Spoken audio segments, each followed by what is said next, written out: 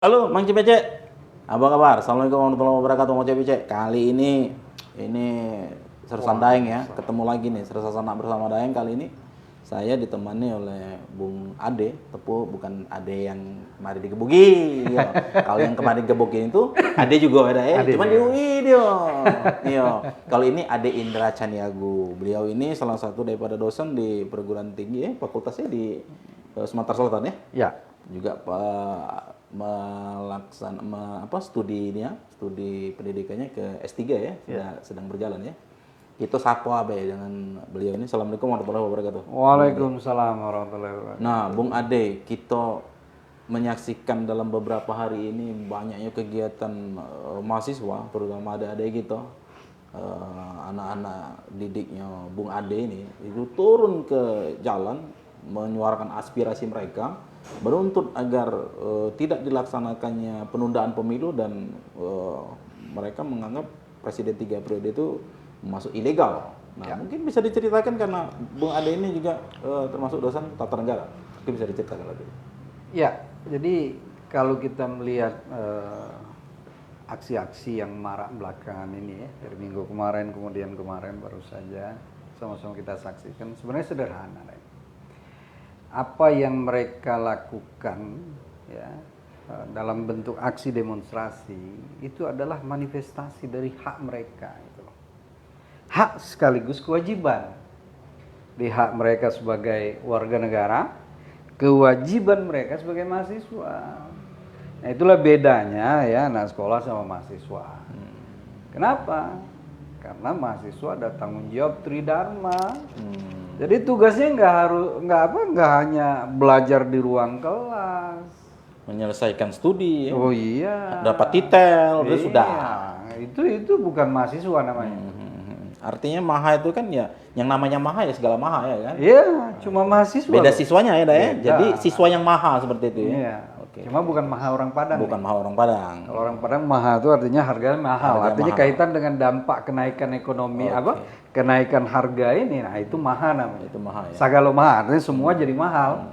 Kalau dalam bahasa ekonomi inflasi, kenaikan harga-harga itu. Oke.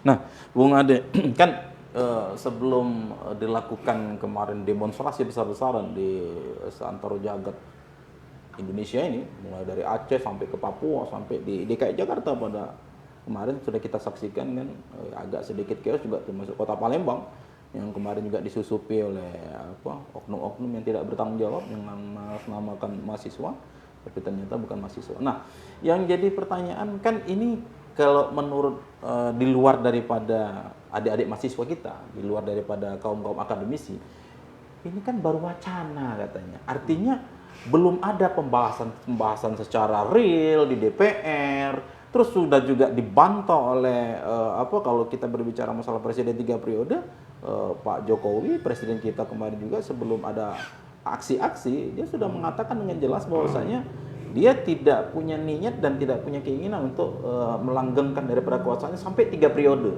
Nah, yang menjadi persoalan itu kan ada beberapa tokoh politik, tokoh partai yang menginginkan adanya wacana penundaan pemilu dan Presiden 3 periode. Mungkin ini bisa dijelaskan secara akademis ya? Iya, kalau apa yang disampaikan oleh Daeng tadi bahwa beberapa kelompok katanya masyarakat mengatakan bahwa ini hanya wacana, itu tidak salah. Ini kan tinggal sudut pandangnya. Nah, tentu kan kalau kita melihat sebatas itu selesai. Tapi ini akan berbeda ketika misalnya tidak ada respon. Gitu. Artinya apa? Orang melihat, wah ini setuju, kan itu masalahnya. Jadi saya pikir gini loh, jangan kita hobi atau selalu menyederhanakan persoalan gitu loh. Ini bangsa loh. Ini ada 200 juta lebih stakeholder, pemilik samsat. Jadi jangan ketika ini dilontarkan, kita sama-sama tahu hari ini. Mereka bisa saja justifikasi pada akhirnya ya. Mereka ketua partai, mereka dipilih kan gitu lewat sebuah pesta rakyat ya yang namanya pemilu yang itu legal gitu loh. Nah, Terpikir nggak ketika tidak ada, katakan tadi tuntutan yang menolak atau kontra isu lah ya dari wacana-wacana ini, apa tidak mungkin ini akan jadi justifikasi? Kan ini pertanyaannya gitu loh. Jadi saya pikir tidak sesederhana itulah melihat persoalannya. Baik, jadi kalau kita berbicara masalah penundaan pemilu, kemarin kita juga sudah koordinasi dengan pihak KPU ya, yang sampai sekarang masih konstan. Artinya 2024 itu akan tetap dilangsungkan pemilu dengan agenda-agenda yang sudah ditetapkan. Tapi memang benar kata Bung Ade, sebenarnya wacana-wacana itu ketika tidak terjadi penolakan itu mungkin dianggap kita memang cek bicek apa yang disampaikan adik-adik mahasiswa itu hanya untuk mengkonter saja bahwasanya ada sekian kelompok golongan masyarakat itu ada yang pro dan ada yang kontra di situ. Artinya perlu dipikirkan lagi ketika ada wacana untuk melakukan penundaan pemilu dan presiden 3 periode, semua elemen ya kan itu tidak diam. Artinya kan mereka berbicara, terutama adik-adik kita mahasiswa. Nah, yang paling pokok sebenarnya Pak Bung Ade ya, kan pelaksanaan pemilu kita di 2024 itu pemilu yang secara serentak akan dilakukan di seluruh Indonesia. Ada 24 gubernur dan ada 244 ya kalau nggak salah ya bupati dan wali kota se-Indonesia, dan itu dilakukan upaya untuk PLT atau PJ, pelaksana tugas.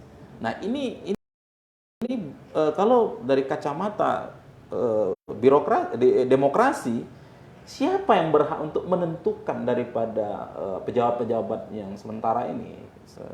Ada juga yang dipotong kan masa jabatannya itu, yang harusnya 5 tahun menjadi 4 tahun ya kan. Nah ini apakah pola pemotongan seperti itu legal secara hukum tata negara atau bagaimana? Mungkin bisa dijelaskan.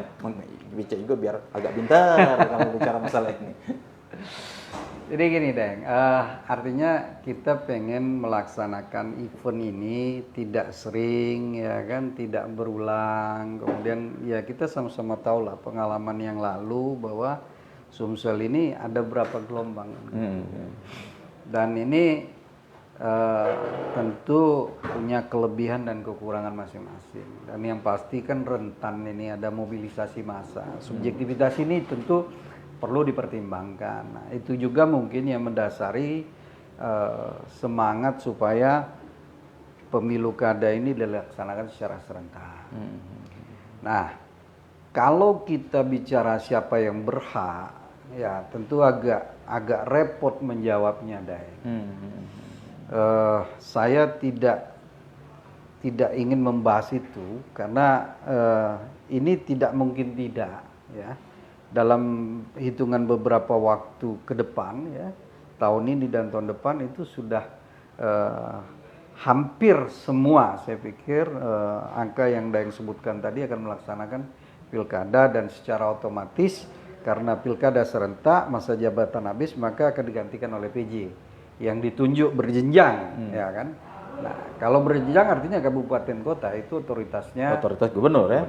Kalau gubernur masih otoritas Menteri Dalam Negeri ya. Pertanyaannya kan hari ini bagaimana ketika gubernurnya itu habis duluan masa jabatannya kan gitu. Benar, itu yang jadi pertanyaan. Ya, rentan memang politisasi. Tapi ginilah, kalau kita mencari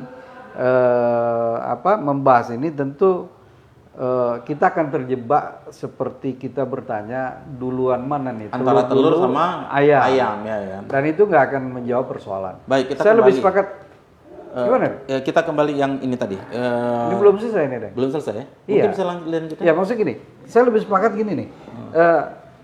Apa yang harus kita lakukan dalam rangka mengawal orang-orang yang ditunjuk ini nanti gitu loh. Supaya mereka betul-betul on the track, supaya mereka betul-betul tidak berpihak ya, tanda kutip. Kadang kita ini kan suka utang politik nih karena ditunjuk oleh si A, akhirnya ketika si A minta ya kan, kita nggak bisa menolak gitu loh, atau tidak berani untuk menolak. Nah saya pikir ini yang harus kita politik tadi, ini yang harus kita sama-sama pikirkan supaya apa, mereka betul-betul menjalankan tugas sesuai dengan amanah. Iya gitu loh. Jadi jangan sampai ada abuse of power ya, penyalahgunaan kekuasaan, kemudian ada pesanan, ada titipan karena dia dipilih oleh ini, maka ya dia harus bertanggung jawab ke depan untuk memenangkan kelompok ini. Dan ini yang saya pikir harus kita pikirkan secara bersama gimana formulanya supaya ya negara ini kan punya sama-sama, artinya semua punya hak. Jangan mentang-mentang dia punya dia penguasa, kemudian dia mampu menguasai seluruh sektor ya, ruang-ruang kekuasaan yang bisa dia gerakkan, lantas ya dia semena-mena gitu loh. Baik, jadi yang paling pokok itu adalah bagaimana langkah daripada adik-adik kita, terutama adik-adik kaum mahasiswa ya, dan kaum akademisi, untuk mengawal daripada pesta demokrasi yang notabene-nya memang begitu banyak fenomena yang akan terjadi di 2024. Seperti tadi juga ya kan dikatakan bahwasanya ada beberapa kepala daerah yang nantinya itu akan diambil alih oleh kekuasaan, artinya diambil alih oleh pusat sekarang ini. Dan notabene yaitu tadi tentu peta perpolitikan itu kan akan berbeda. Nah, bagaimana seperti Bung Ade sendiri di kaum akademisi itu untuk mengawasi daripada proses demokrasi yang nantinya yang kita anggap kan itu harus luber, ya kan, langsung, umum, bebas, rahasia dan jujur dan adil, ya kan. Nah, apa yang akan dilakukan pihak mahasiswa sendiri? Kalau sekarang kan kemarin demo, kita menunda pemilu, jangan, itu ilegal. Presiden 30 ilegal. Dan ini sudah dijawab oleh pemerintah, sudah dijawab oleh Presiden kita Joko Widodo, bahwasanya dia tidak akan melanggengkan kekuasaan sampai 3 periode. Nah, apalagi gerakan-gerakan yang akan dilakukan oleh adik-adik kita? Apakah cukup dengan jawaban dari Pak Presiden sendiri atau memang tetap masih mengawasi untuk kedepannya ini? Iya, kalau bicara apa yang harus dilakukan, saya pikir adik-adik harus mengawal ini. Karena kan kekuasaan ini seperti disampaikan oleh Lord Acton, power tend to corrupt, absolute power corrupt absolutely. Kekuasaan itu cenderung corrupt, apalagi ketika dia kekuasaannya berlebih. Kenapa? Karena enak yang berkuasa itu. Makanya nggak satupun orang ikhlas, jarang lah yang ikhlas kehilangan kekuasaan. Tapi dalam sejarah Republik ini kalau kita mau angkakan ya, itu kalau saya tidak salah, yang ingat saya, 12 Desember 56 Bung Hatta yang mundur dari wakil presiden. Benar. Dan hari ini belum ada lagi gitu wakil presiden yang siap mundur dengan ikhlas gitu loh. Ketika mungkin terlepas ada perbedaan visi misi melihat langkah-langkah dalam menjalankan negara ya. Kemudian almarhum Buya Hamka sampai yang sekali dia mengatakan fatwanya ya, haram Natal bersama sampai berkalang tanah. Haram. Dan sampai di penjara waktu itu. Iya. Bahkan dia di zaman Soekarno waktu itu. Iya, tapi dia terima kasih, Deng. Iya, dia senang bisa dia di penjara. buku, ya? Betul. Itu luar buku. biasanya. Ini negarawan dan kita miskin negarawan hari ini. Ya. Kita surplus politisi tapi miskin negarawan, Deng. Tahu nggak Deng apa bedanya politisi sama negarawan?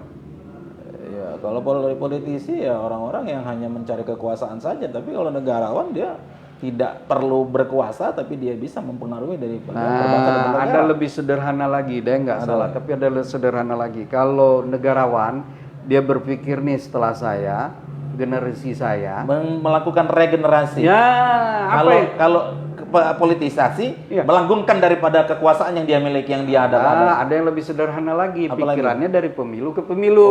Pemilu ini menang, pemilu ke depan harus menang. Harus melanggengkan tadi ya, melanggengkan daripada kekuasaan yang dia. Itu bedanya, Deng. Kita pakai bahasa-bahasa yang mudah, bahasa yang sederhana yang ya. Oke. Nah, Bung Ade, kita perlu tahu kan bahwasanya di Indonesia ini kan begitu banyak politisi ya. Tapi kita melihat di beberapa dekade sekarang ini, presiden kita itu tidak pernah ada yang dari ketua partai politik. Nah, ini bisa apa yang disampaikan Bung Ade tadi ya kan, ini fenomena alam yang memang notabene terjadi di Indonesia ya kan. Ya seperti kita lihat Pak Joko SBY dia sebagai ketua pembina ya kan, pembina tanpa dia ketua partai, tapi pada saat dia jadi ketua pembina. Terus kembali lagi ke Pak Joko Widodo yang notabene-nya itu dia bukan ketua partai ya kan, dia mantan birokrasi tapi dia bisa mampu untuk meraup daripada suara hati rakyat Indonesia. Nah, ke depan ini ada nggak dari kacamata Bung Ade ya kan, tokoh-tokoh politik yang mungkin akan muncul di 2024 nanti dari kacamata Anda sendiri? Yang pasti gini deh, kekuasaan ini kalau kita analogi ini belum puasa deh ya? Puasa ya? Puasa. Oh, Udah puasa. ibarat es buah ini atau jus lah yang kita lihat di tengah terik matahari deh. Wih, ini menggiurkan luar biasa. Artinya apa? Siapapun punya libido, punya keinginan, untuk berkuasa. Gitu loh. Nah, tinggalkan seperti apa kerja-kerja politik mereka gitu loh untuk sampai ke sana. Saya pikir ini harapan dah ya. Siapapun yang punya hasrat untuk mencalonkan diri atau nanti dicalonkan, ya tolonglah rakyat jangan dibodoh-bodohi, rakyat jangan dibohong-bohongi. Gitu. Jadi mari sama-sama kita pintarkan, kita cerdaskan rakyat ini supaya apa? Supaya kita tidak terjebak pada yang namanya demokrasi prosedur. Ya. Demokrasi prosedurnya apa? Prosedur demokrasi berjalan nih, ada pemilu ya, dengan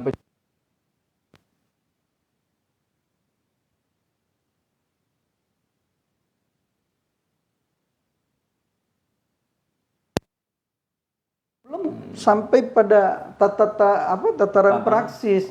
Demokrasi itu kan harusnya dari rakyat, oleh rakyat, untuk rakyat. Tapi faktanya apa?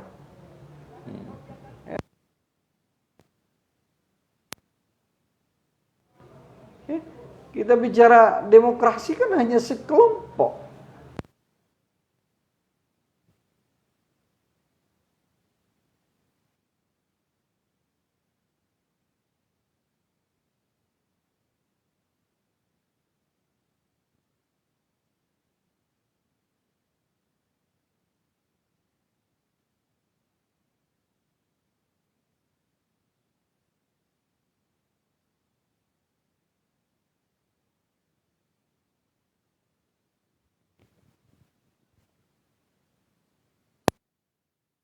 Aja saya lihat hanya mengantarkan tapi belum siap untuk bagaimana mengisi daripada reformasi itu. Nah, kita berharap agar gerakan-gerakan kemarin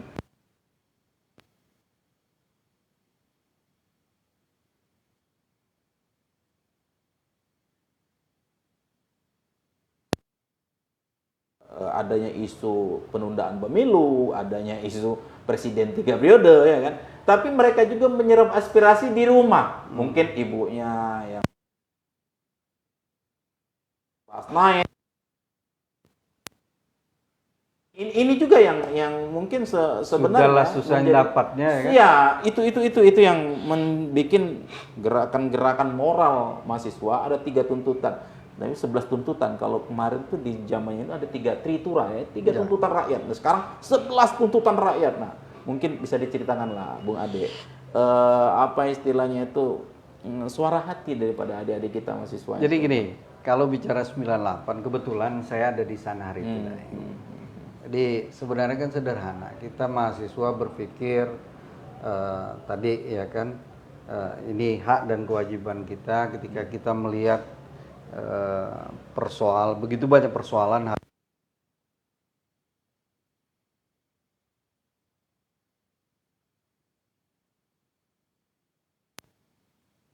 itu untuk masuk ke dalam sistem. Kita berpikir ya rejim ini ganti, ya udah silakan. Gitu. Siapa yang siap untuk menggantikan? Sebenarnya itu ideal deh.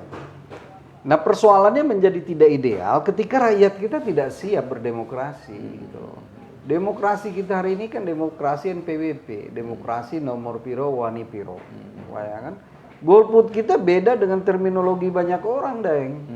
Ya, kalau orang golongan putih nggak ikut pemilu, nggak ikut nyoblos katanya kan gitu. Kalau golongan putih hari ini kan beda. Golput sebutannya, tapi bukan golongan putih. Golput saja. Ini kan golongan penerima uang tunai, Deng. Nah ini yang merusak tatanan gitu loh. Maka orang-orang yang punya kapasitas, punya integritas, punya komitmen, itu tidak mungkin bisa hadir gitu loh ketika dihadapkan pada kompetisi yang sangat high cost politik. Makanya dibajaklah oleh para pedagang. Yang kalau kita bicara pedagang, isi kepalanya cuma satu, cari untung. Mereka tidak berpikir ini rakyat bagaimana caranya supaya sejahtera, ya kan? Supaya bahagia, supaya aman, nyaman kan? Iya, jadi kalau kita berbicara masalah instrumen daripada demokrasi di Indonesia ini, itu ada 3 komponen yang harus kita siapkan, penyelenggara, peserta, sama pemilih, ya kan? Ya. Nah, penyelenggara apakah dia sudah berwacana atau tidak berwacana, dia harus memiliki kapasitas dan kapabilitas dan punya integritas kan seperti itu, sehingga hasil yang didapatkan si penyelenggara ini kan akan mendapatkan kebaikan juga bagi masyarakat. Nah, peserta pemilu ini kan ada partai politik, ada tokoh politik di sana ya kan. Yang notabene yang kita memang berharap Bung Ade ya, bahwasanya mindset masyarakat tidak lagi dikategorikan hanya menerima juga uang 100.000, 50.000 ya kan. Daripada dia jadi tapi tidak ingat saya, mendingan sudah kita ambil aja uang 50.000-nya, ngambil uang 10.000 kapan lagi katanya kan. Tapi kan mereka yang jelas bukan satu daripada calon-calon anggota legislatif ya. Mungkin juga bisa 10, mungkin 20 yang mereka terima ya kan. Ya. Nah, ini yang menjadi pesta demokrasi yang dianggap 5 tahunan, sudah rezeki 5 tahunan, bukan Betul. pestanya tapi rezeki 5 tahunannya itu. Nah, bagi peserta peserta pemilih juga seperti itu kan yang terjadi ya kan. Ngapain kita kenal juga kagak, ini juga kagak, ternyata ya sudah ambil aja kalau enggak. Nah, bagaimana menurut kacamata Bung Ade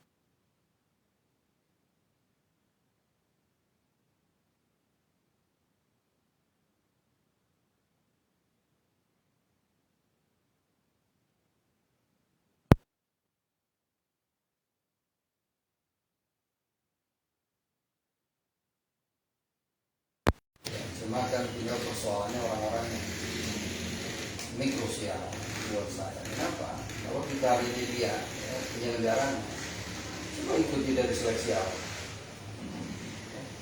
Jadi bagaimana kita yakin mereka akan bisa totalitas ketika mereka dihadapkan kepada tadi benturan pada saat proses gitu. Ada utang-utang politik dan sebagainya gitu.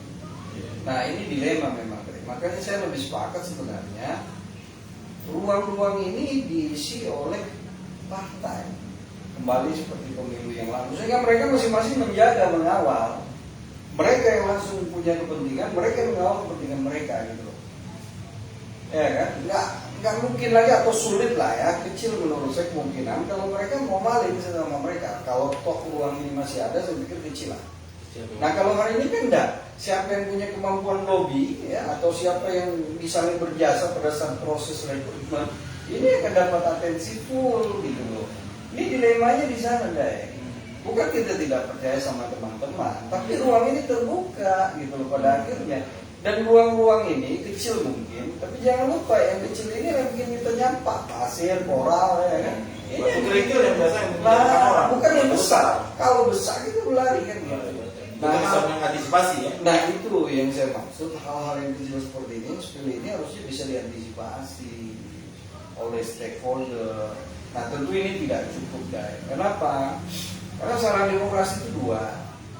Demokrasi ini baru dia mencapai tujuan ya, yang kita kenal dengan demokrasi substansi. Demokrasi itu dari rakyat, oleh rakyat yang menikmati rakyat, bukan segelintir pejabat yang menikmatinya. Itu ketika dua syarat terpenuhi. Syarat pertama, perut kenyang deh. Kenapa? Bagaimana mungkin orang akan berpikir normal? Nah, menjum Palembang mana waras jadi itu kan pertama. Nah kedua, ya, karena tidak ada demokrasi, tidak perlu lapar. Wong tahan bujang pasal perut menjum Palembang. Kedua, pendidikan artinya rakyat melek. Melek dalam artian dia paham, mereka paham bahwa mereka berkontribusi terhadap negara. Ya, kontribusi mereka ini lebih dari yang mereka bayarkan, lebih dari yang mereka terima pada saat pemilu. Ya, Anda hitung ya, dari pajak bumi bangunan, pajak kendaraan bermotor, ya. Kemudian yang merokok pasti dari cukai, kan ada yang namanya pajak restoran, pajak hotel, pajak hiburan. Ya. Belah dari mana mau? Lu pajak-pajak rumah itu ya? Wah itu pajak bumi bangunan ya kan. Kemudian beli tanah pun kita kena pajak. Hari ini ya kan Kalau kita lihat lampu di jalan hidup 12 jam, jangan dipikir gratis itu dai. Wih, lihat struknya itu ya, ada PPJ itu, pajak penerangan jalan. Nah, rakyat harus dikasih tahu bahwa kontribusi kita orang per orang ya, rumah per rumah itu luar biasa besar. Ini sumber uang dari rakyat ini digunakan untuk menggaji seluruh aparatur negara dari Sabang sampai Merauke, dari Miangas sampai Pulau Rote. Ya, mulai dari presiden itu seluruh pejabat politik ya, di eksekutif, legislatif itu semua memang digaji dari sumber pajak. Iya, memang benar apa yang disampaikan Bung Ade tadi ya. Jadi paling tidak Bung Ade memang kondisi sekarang ini justru pejabat-pejabat itu kan sebenarnya pelayan bagi masyarakatnya, bukan yang dilayani ya kan. Ya. Tapi bukti kenyataan sekarang ya, pejabat-pejabat makin becek coba lagi ya, kalau sudah keluar jalan ya. Pejabat tuh pas diri pakai ya kan, mobilnya juga mobil harusnya malu mereka karena itu uang rakyat yang harusnya dikontribusi dibalikkan lagi ke rakyat, bukan menikmati daripada harta rakyat, dan itu bisa dipertanggungjawabkan di akhirat nanti. Oh iya deh, itu ya biarin aja Pak. Jadi nanti becek yang masih jadi pejabat dia ingin ya, kalau lagi bisa oke. Ya, kalau ingat mati dan kalau dia udah ingat mati kita ingat bersama. Oh baru tadi.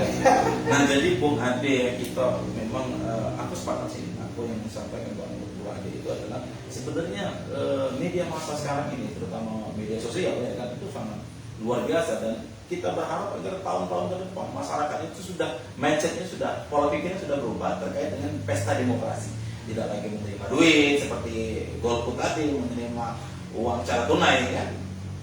Saya rasa mungkin setahap demi setahap itu akan terjadi.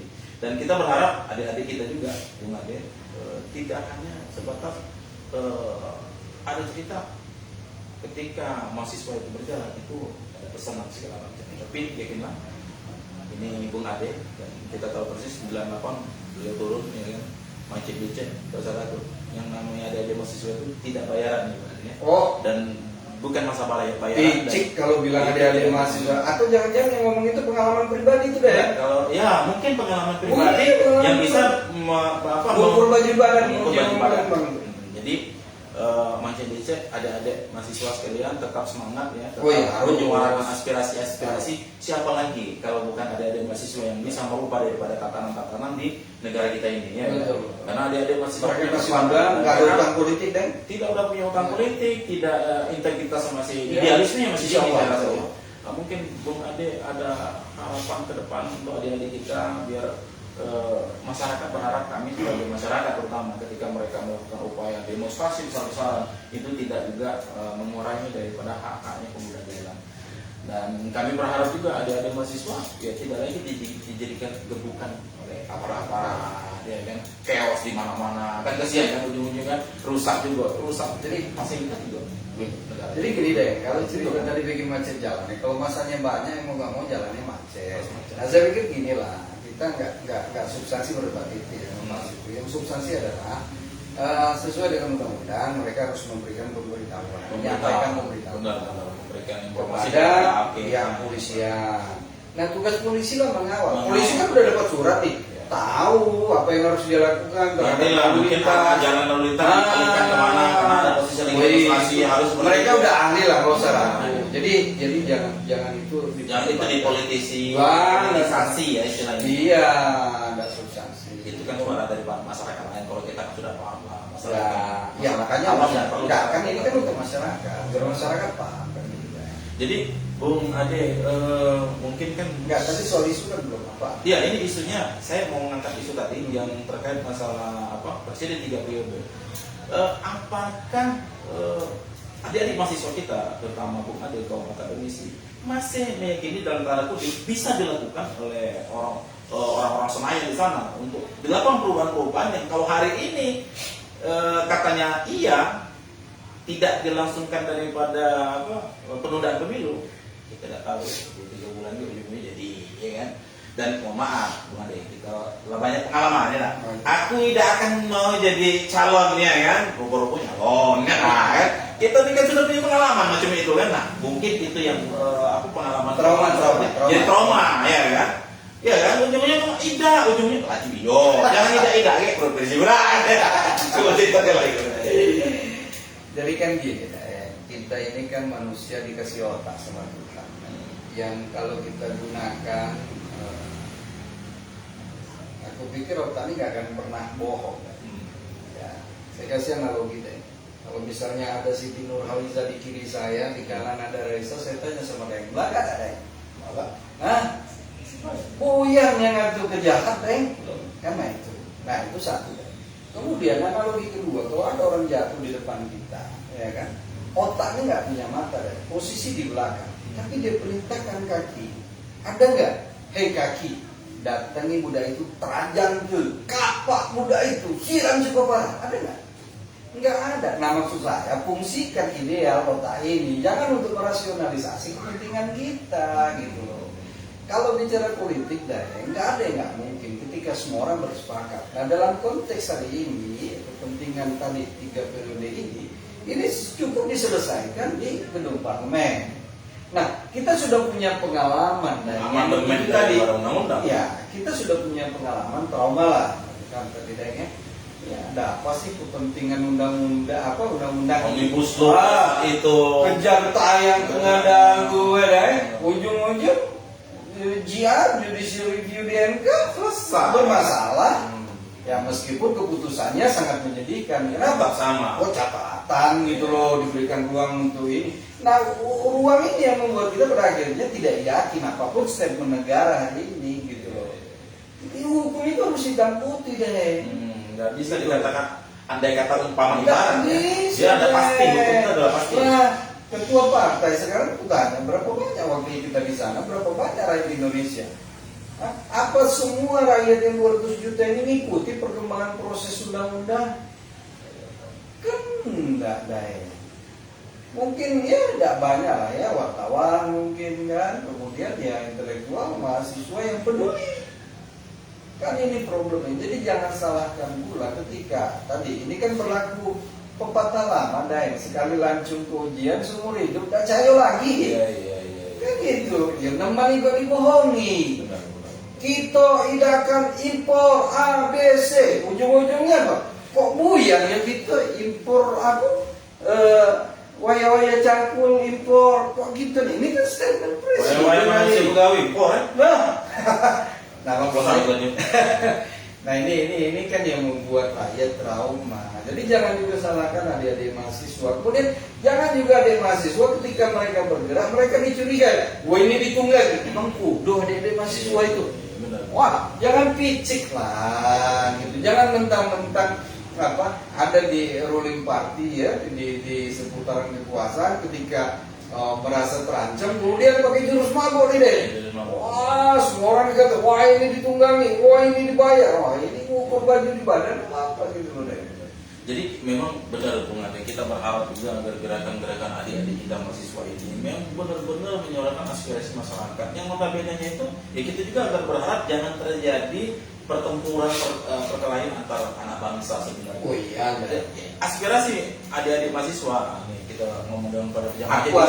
Aku harusnya boleh demo juga deh. Iya, mahasiswa masih S3 tapi ya. Pentingan itu.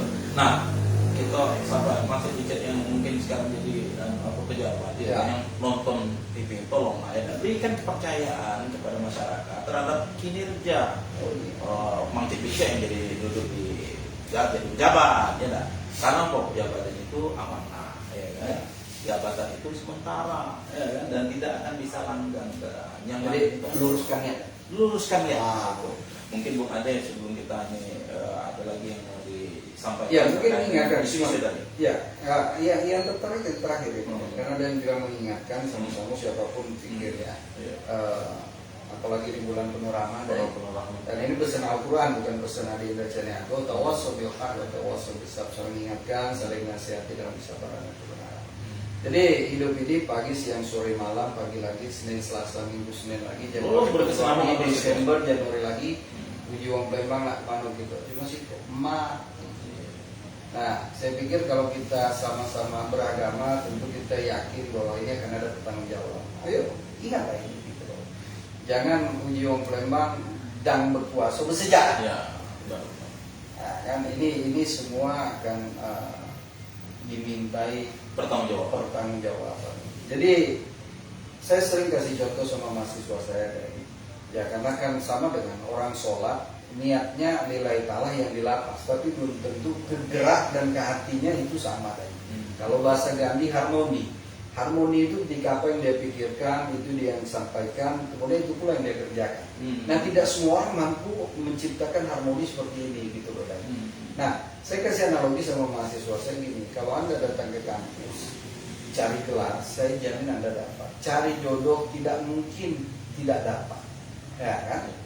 Tapi ya, kalau Anda datang ke kampus niatnya cari ilmu, saya jamin semua dapat. Gelar ikut, ya, jodoh dapat, ilmu dapat. Nah, ini juga yang harus kita ingatkan buat pejabat. Kalau Anda bekerja untuk rakyat, yakinlah Semua dapat. semua pasti Anda dapat.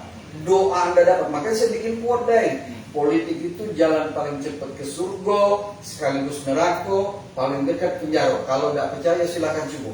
Anda bayangkan Daeng ya, kalau Anda di sana Daeng menjadi wali kota ya Daeng, pembangunan ini sesuai dengan spek dan RAB ya. Tidak ada lagi kita ketemu jalan 3 bulan dibangun hancur Daeng. Anda bayangin Daeng, doa seluruh wong yang lewat sini, yang lewat di jalan itu, ya Allah, alhamdulillah ya Allah, sejak ada yang jadi wali kota, ya Allah, tidak kaki lagi korupsi ya Allah.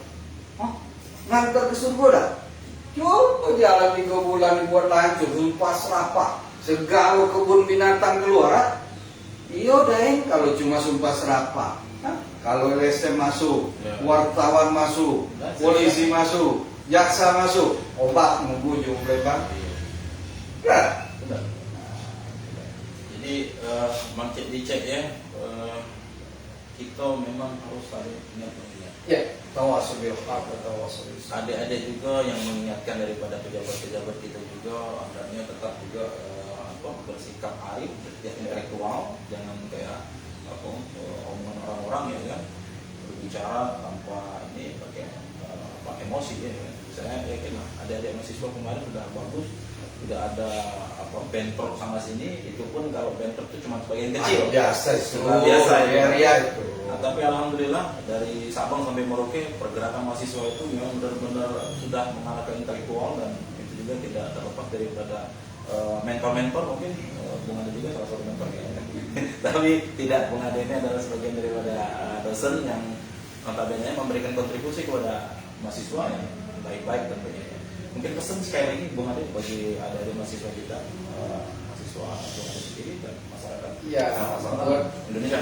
Buat mahasiswa teruslah kritis, banyaklah membaca, berdiskusi supaya lebih terbuka lagi, lebih bijak lagi, dan tahu apa yang harus dilakukan, tidak harus menunggu masyarakat resah. Nah, buat elit saya pikir, ayo luruskan niat lah, gitu di ujungnya mati. Cuma udah tahu antrian siapa duluan kan gitu. Nah, jangan sampai tidak lama nih lah, banyak referensi ya, banyak contoh kasus meninggal di penjara dengan kasus yang saya pikir jujur sedih gitu loh, tidak nyaman kalau ini nanti jadi catatan tersendiri sejarah bagi anak cucu kita. Saya pikir itulah yang mari luruskan niat. Kalau selama ini di kepala kita mencari hidup di politik, ayo kita geser dikit, coba menghidupi politik. Toh uang itu uang rakyat, yang kok ya kembalikanlah sama rakyat. Anda juga bagian dari rakyat, ya Anda juga akan menikmatinya, kan itu tadi. Kalau datang ke kampus nyari ilmu, gelar pasti dapat dah. Analoginya iya. Oke, Mance dicek ya, apa yang disampaikan Bu Ade tadi mungkin bisa diimplementasikan ya. Bagi yang Mance dicek yang jadi pejabat, ya implementasikan. Yang masih jadi mahasiswa juga implementasikan. Itu tadi ke kampus, jangan mencari jodoh, jangan mencari gelar, tapi mencari ilmu. Ketika mencari ilmu, tiga-tiga pasti dapat. Kalau Bung Ade ya. Oke, kita lanjut lagi Bung Ade. Bung Ade sudah luar biasa pada hari ini. Saya tutup saja Bung Ade. Assalamualaikum warahmatullahi wabarakatuh. Waalaikumsalam warahmatullahi wabarakatuh.